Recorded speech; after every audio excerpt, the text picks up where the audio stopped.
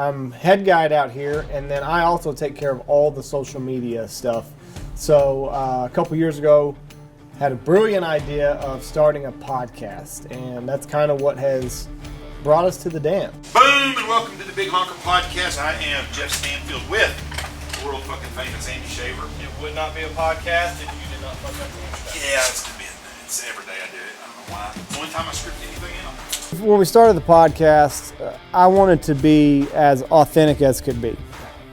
I knew that I could talk the X's and O's of waterfowl hunting. And I knew Jeff, watching him with clients, it does not matter if he has an oil baron in there. He could talk to a guy that owns banks. He could talk to a plumber. He could talk to anybody and create a conversation.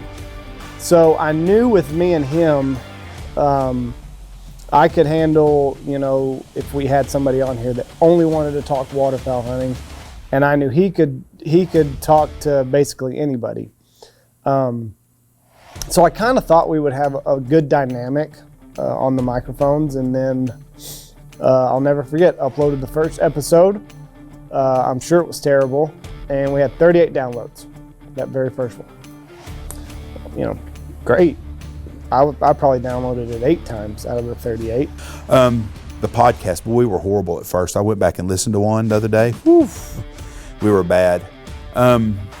We have taken Waterfowl podcast to the next level, and I don't mean that in a cocky sort of way. It's just, it is crazy the growth this podcast has become, from the people that listen to it, the people that come here that listen to it. I go places and people tell me that they've heard of the podcast, they listen to it, or you're going through an academy in Abilene or Wichita Falls and someone stops and says, hey, 3, 2, 1, boom, or they'll say, hey, you're the guy on the podcast, or boy, you're right, Andy's an asshole, or whatever it is. I mean, people talk to us, and it's pretty humbling to go places and have people start to recognize you, because the YouTube, they see us now. Yes. You somehow got onto your dad could beat up your girlfriend's dad in a fight. I'm embarrassed again. Well, okay, I'm coming out publicly to apologize. The floor is yours. Yep, I'm coming out to apologize. My words got a little twisted. How did they get twisted? Well, I should have said respected instead of afraid, because that, I don't know. Like, respectfully, my dad could kick his ass? That's like a Ricky Bobby thing. Like, just because you say with all due respect. No, but, With all due respect. With all due respect, my dad could thump your ass. But respectfully, there's no fight there, so I don't even know why I talked about it. Let me help Josh out here, because he is obviously a man of little words. He's drowning fast. He's drowning fast. Josh literally did not mean what he said. That's exactly right. That's what you should just say. Well, you should just let it go. I even said after the podcast to Blake, I was available. like, I should have done, and Josh goes, I should have worded that a little differently. Yeah. You ever heard the saying, you have the right to remain silent? Right. You just don't have the fucking ability. I wanted it to be real. I wanted it to be authentic. And I knew that there would be some criticism, but really, we don't get a whole lot of criticism. I mean, the overwhelming majority response that we get is positive. And I think it's just because we don't sugarcoat things. We are who we are. If you don't like it, there's another podcast out there for you.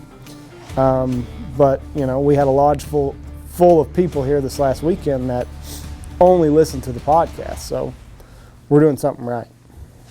Second weekend of the season is reserved for the podcast listeners, and we all kind of just get together, and I think we had 2 or 3 different groups of podcast listeners, so I think we had 35 people out here. It was a great time. It's nice to be able to meet somebody face to face, because everything's virtual now. Everything's social media driven, and you might know a name or whatever, but whenever you meet them face to face and shake their hands, that relationship becomes real. And I think it's helped. It's helped the podcast tremendously, because there's a connection that they also have. It's not just we're 2 voices on the radio. We're actually 2 people that you can hang out with and hunt with and bullshit with, have a beer with, and it's solidified a lot of relationships that way. Also, it's not just we're getting as much out of it as they are, for sure. You were talking about? No. It's a damn a writer. It was someone who wrote books, and I cannot remember the name of the damn author. And it's right here on my tongue. And the guy wrote a book about how to make people do things for you, like to be a salesman, to be an aggressive salesman. It was a self-help. Rich Dad, Poor Dad? No. Tim Robbins. Bingo. Tim Robbins. Fucking Tim Robbins didn't even come around to the 80s or 90s. He wasn't around in the 1960s. Look it up and see. I will see whenever I'm done fucking dismantling you on this. We'll keep going down then. I'm gonna look it up. It's whoever gave motivational speaker. That's who he got all his stuff from. Bullshit. Okay. So let me ask you this: have you seen the new declassified documents On who? UFOs? No, I have not. Oh. They're basically telling us that they're real. And we are ourselves. There's no script. I think when people come up here, you said it best the other day to me. You said people when they come here, they already know y'all. We don't know who they are, but we're a part of their lives now. And that makes a big difference when you go visit with someone and they know everything about you now. So it's been very humbling and very good, and I never thought it would grow like this. 3:20 in the morning.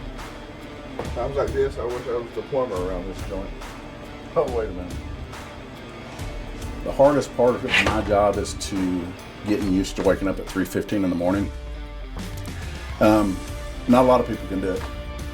I go to bed at 10, 9 sometimes if I'm lucky. Wake up at 3:15. There's an old commercial that Dunkin' Donuts used to do. It showed an old man walking into the bakery. It says, "Time to make the donuts." And I say that every morning when I'm walking in the back door of the lodge. Time to make the donuts. That's probably the worst thing that I do. But I see the benefits because when we get inside and I wake all the hunters up, they come in, they're happy, they're joy, they're glad to be here. And it turns out to be okay.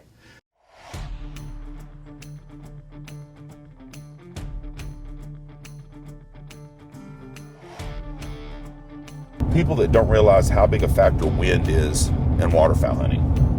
And I found out that a lot of guys that duck hunt know they need a little wind just to move the decoys. They just think about the motion of the decoys.